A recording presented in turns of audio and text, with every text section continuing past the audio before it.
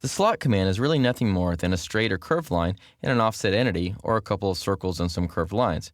However, the slot command does really speed up the process of generating that type of geometry. To get started, let's go ahead and start a sketch on the top plane.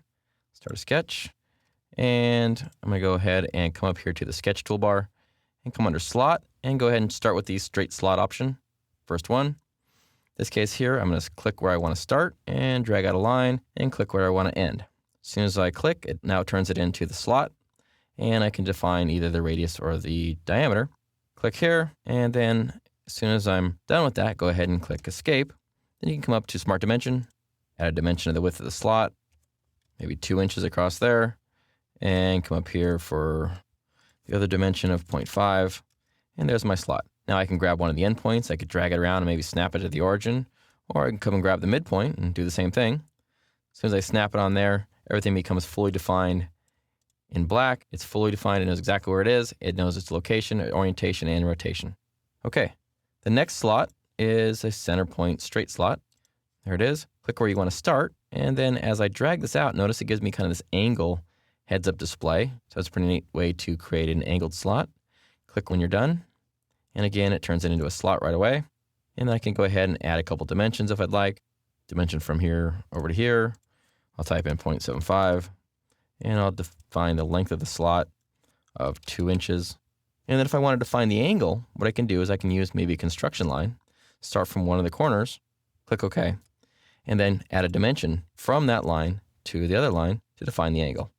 If I want to tie this into the origin, what I can do is create a couple other construction lines, start from one of these endpoints here, come down so I'm close to where I want to be, or if I go a little further, it's okay as well. Click here, click onto the origin, and then make sure that I turn this line into a horizontal line so I can define it very clearly.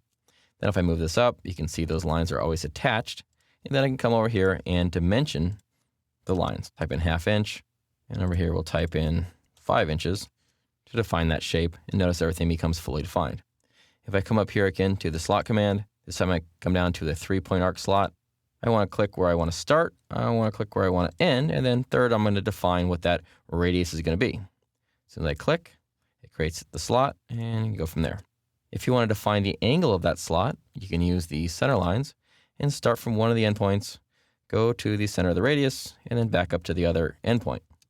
I could then type in a number to define that angle. Maybe I'll type in 80, click OK, and you can see the slot change. We could then define the center point or any other angles we want using simple dimensions or relationships. The final type of slot is the center point arc slot, and you want to click right where you want it to start in the beginning, and it shows you a little circle showing you the major diameter radius of that slot. Once you click, then it gives you the option to define how much of that circle you actually want to use for the slot. In this case here, I'm going to go to about 260 degrees. As soon as I click, it turns it into a slot, and I can just drag out the slot.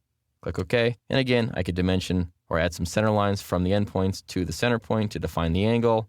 I can set up some rotations. I could use, again, if I put a center line here, I could define that maybe as a vertical line, and then I can easily rotate this, move it around to whatever I need to do with that slot. A couple great ways to create slots. Makes it really easy versus having to draw all those lines individually or use the offset command.